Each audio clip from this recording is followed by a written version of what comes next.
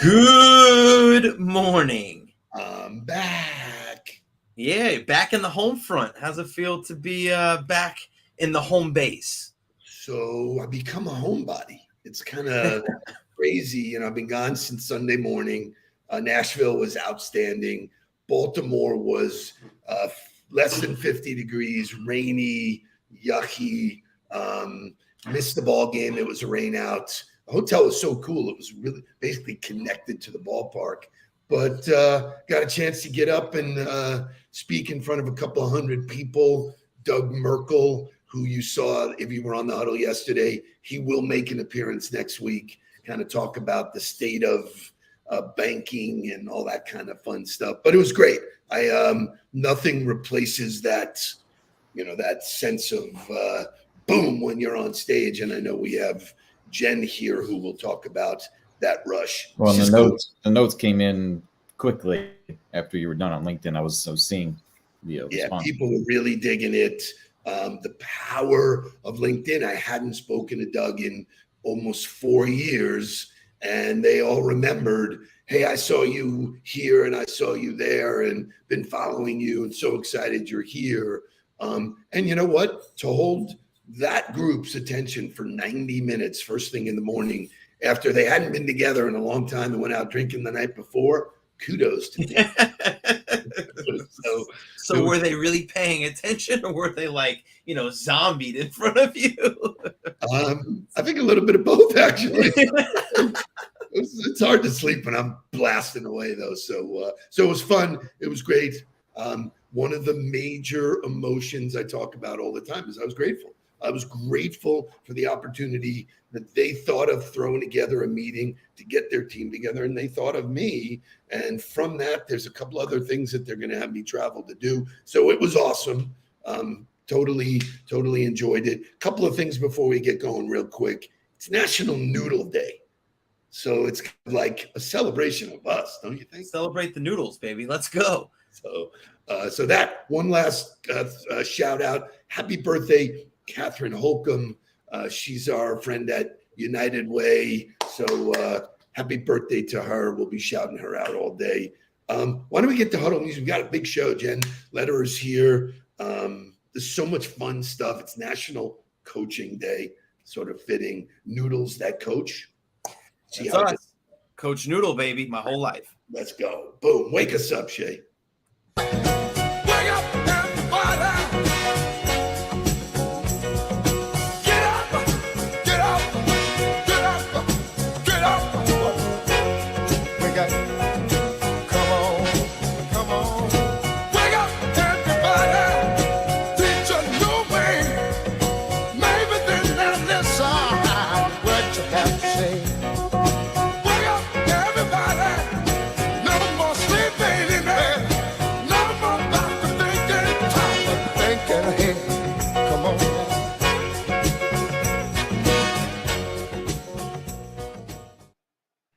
So one more recap from yesterday before we introduce Jenn. The GOTB live call did happen yesterday. It was a great call. It was about overcoming objections and really defining what those things were. So I saw Josh was here this morning. Shout out to the GOTB live crew. And if you are interested in enrollment, do not hesitate to reach out. But without any further ado, welcome award-winning comedian, right? Just absolute phenom and GOTB coach, Jenn Lederer. Welcome back to the show.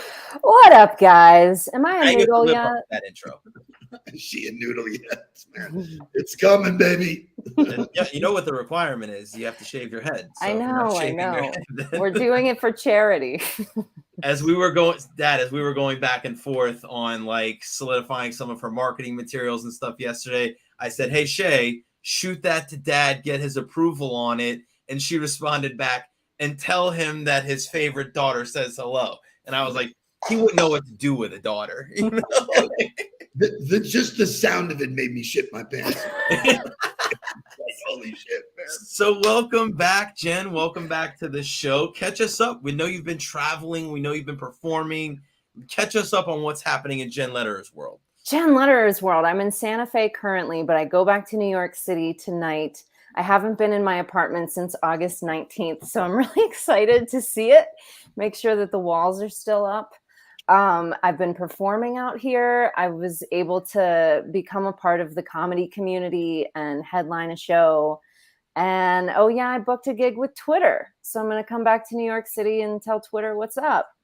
So how do you do that? How do you enter into a new city and become a part of the comedy, community and get on stage? Well, I don't know if you guys often talk about making connections. You ever heard about doing that? No, never heard of it. That's what I did. I knew that I was coming here. And so I did a little research and I reached out to the people that are the movers and shakers in the comedy world.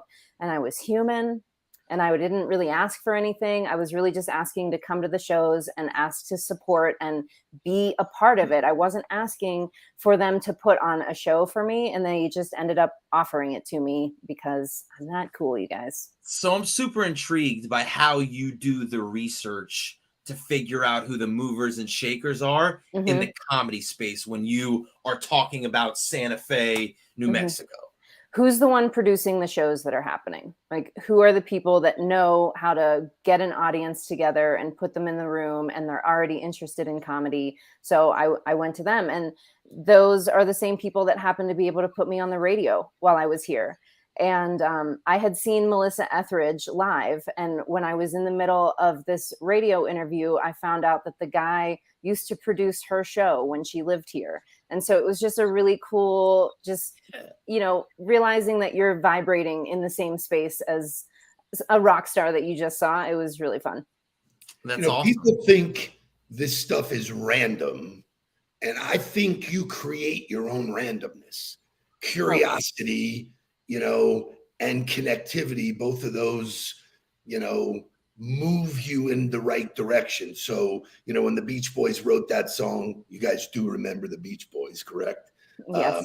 Good vibrations. Good vibrations. I knew it. I knew you were going there, Steve. We all vibrate. We all are giving out either positive or negative vibrations. And you get it back. It bounces back when it hits somebody. It bounces back at you. So if you're into the law of physics, it's how it works. It's what you put out as boomerangs right back at you. And you're a perfect example of, and we talk about this all the time, if you go into it blindly, right, you're going to bump into walls. If you do the research, the information's right there. It's just, it was right there.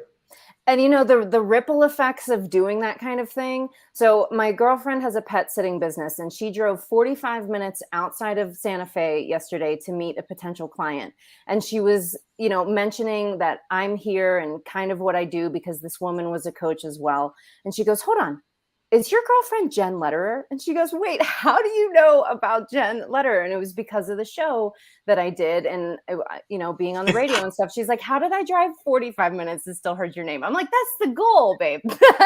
Did you tell her that she could go virtual? Did you tell her that, you don't have to drive the 45 minutes to meet in person? You could do virtual?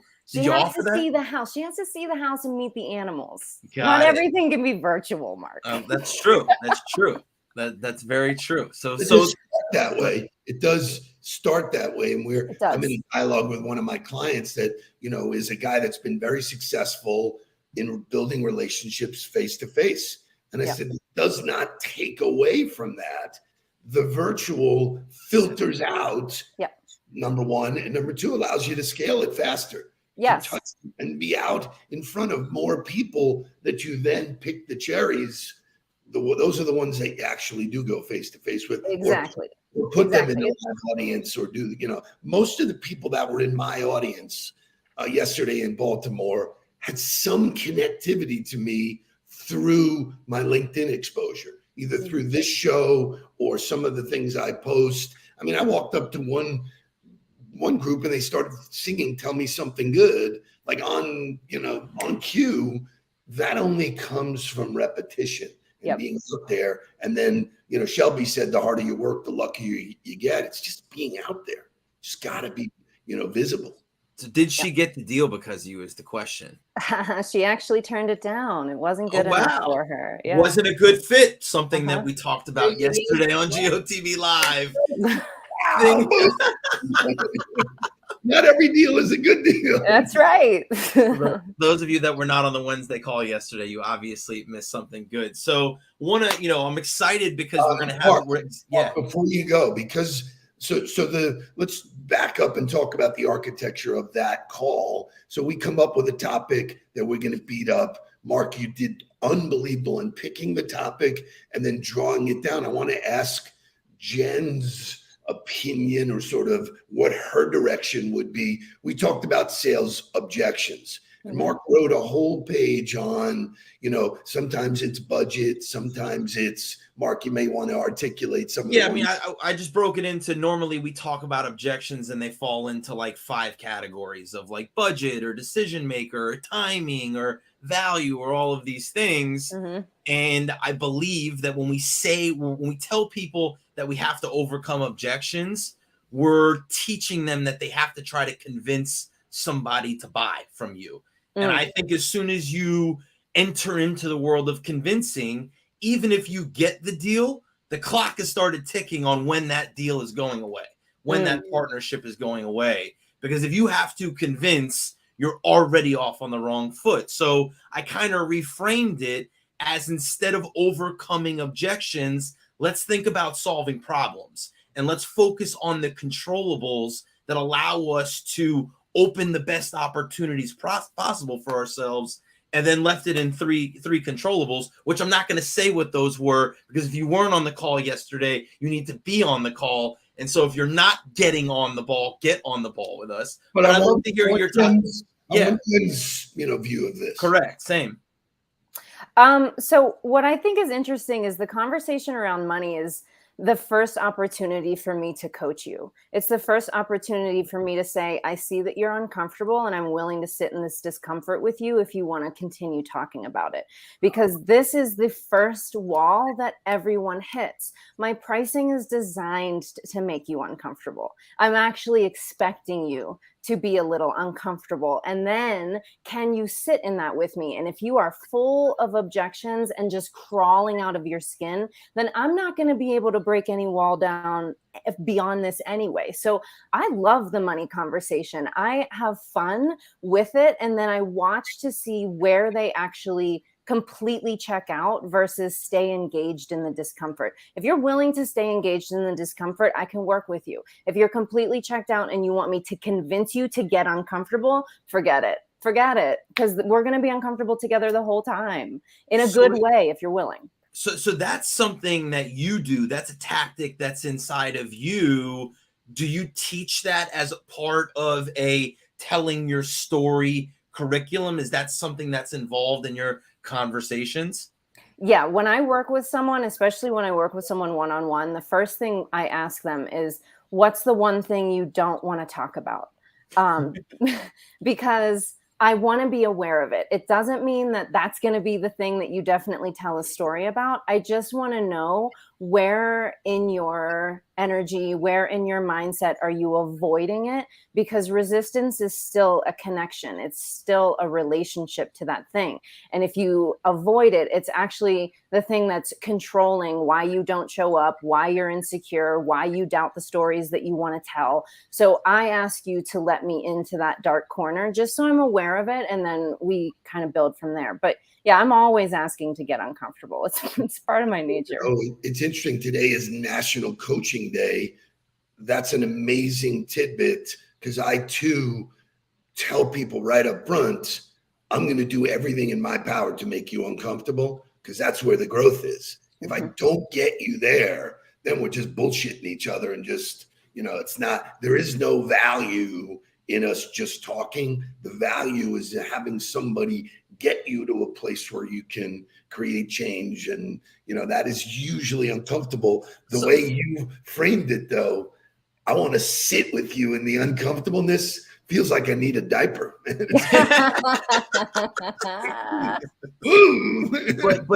What I think what I got from that is when you said, I want to sit with you in that uncomfortableness, is I want to be with you there. I'm not coaching you from afar. I'm not in an ivory tower. I'm not talking down to you. I'm not just demanding from you. I want to be in it with you in order to be able to help you. So I want to play a game with everybody in the audience. I want to play a game with you.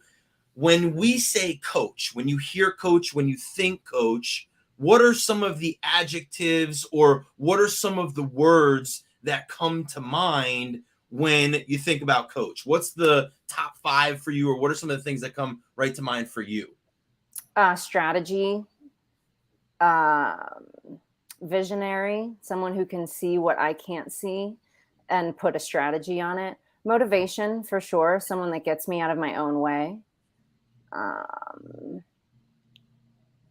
don't know. Those are 3 That's out of 3. 5. That's 3 good ones. Dad, do you have any? What words come to mind for you? Yeah. So for me, it's mentorship, because clearly experience sharing, which is, I think, where the best coaching happens is when someone's actually lived through it and they can share that experience.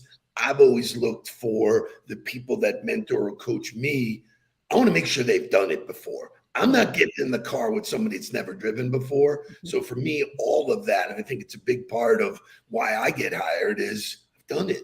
I mean, I've had those things happen to me in a business where you go, oh shit, how'd you get out of that? So for me, and then it's always some part, and you hit on it, Jen, some part motivation, inspiration, someone that just, it's accountability partnership that I think really for me, it's all about accountability. I was waiting for somebody to hit the word. Chet Tart came in with it. Jay just came in with it. Dad, you just talked about it. I think the number one thing is accountability, right? Like, yeah, you need to be a visionary. Yeah, I think the biggest things, or the words that embody coaching the most, are educator. And before you're an educator, I'd say you have to be a connector.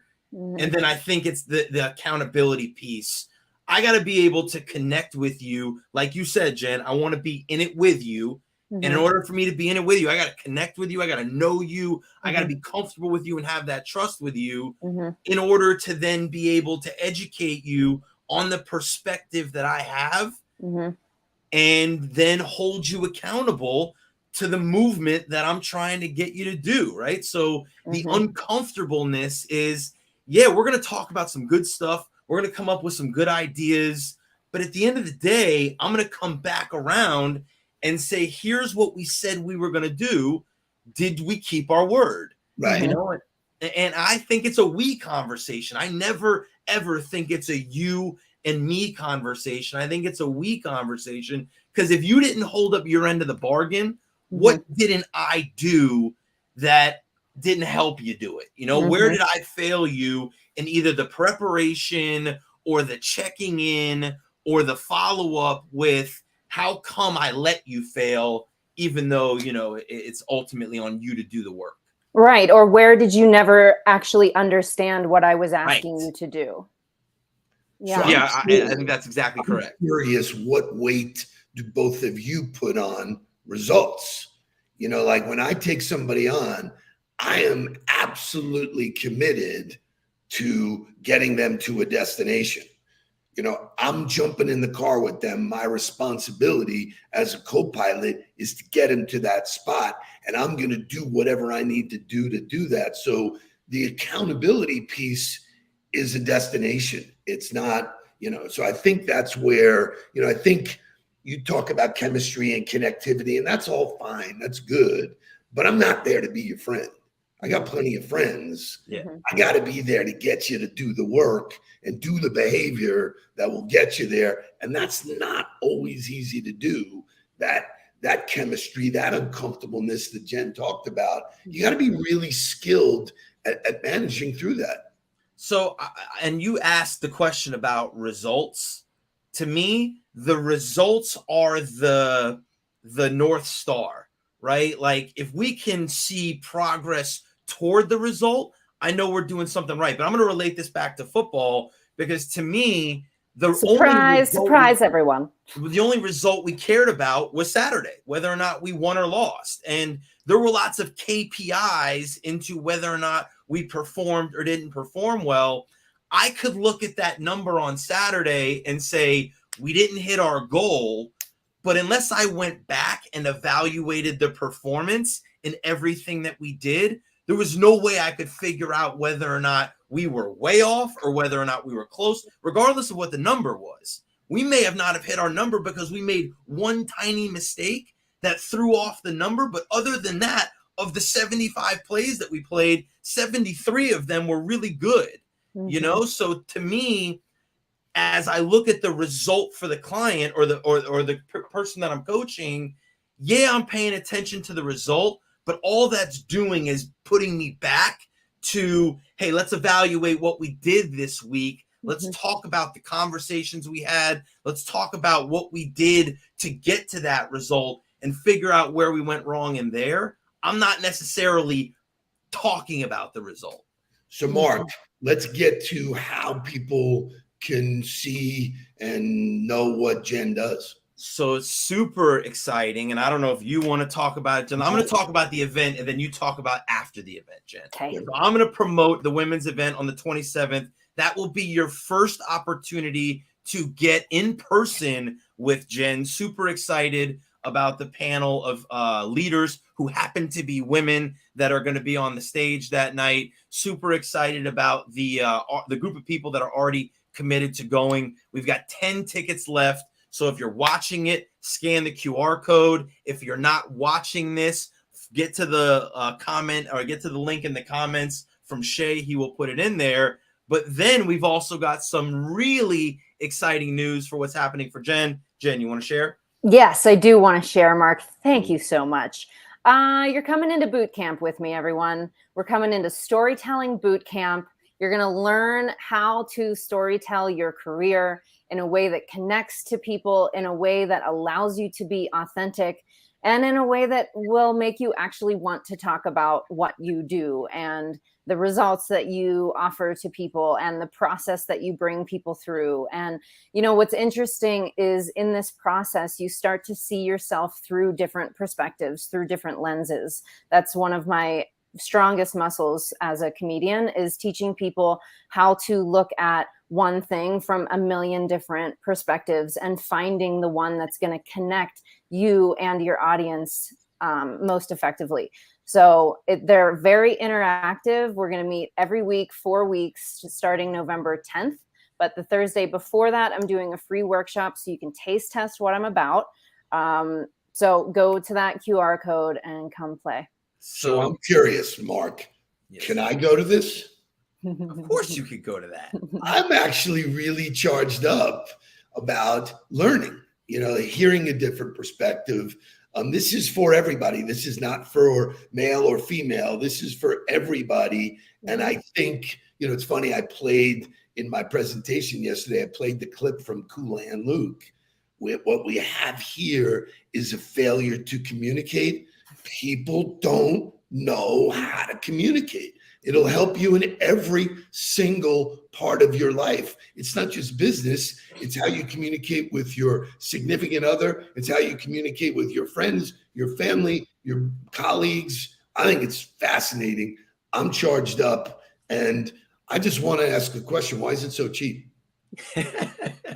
What are you guys doing, man? I go, hey, you come up with this thing, man. I love it. So if you guys are interested in having a conversation with Jenn to talk about either the free workshop that's on November 3rd or the 4-week boot camp that starts November 10th, you can reach out to anybody from the Get on the Ball team, including myself, Jenn, Shay, my dad, Jake, anybody on that. Or you can scan the QR code, go directly to it, and sign up. It's a month that you can invest in yourself, learn how to perfect your pitch, right? Learn how to communicate, learn how to storytell your career. So awesome stuff. Jenn absolutely crushed it again on the huddle. Looking forward to having you again this month. And then looking forward to seeing you at the Women's Summit on the 27th. Great day, everybody. Let's get down to business. Please don't worry about me. I'm about to let my heart speak. My friends keep telling me to leave this. So let's get down to business. Let's get down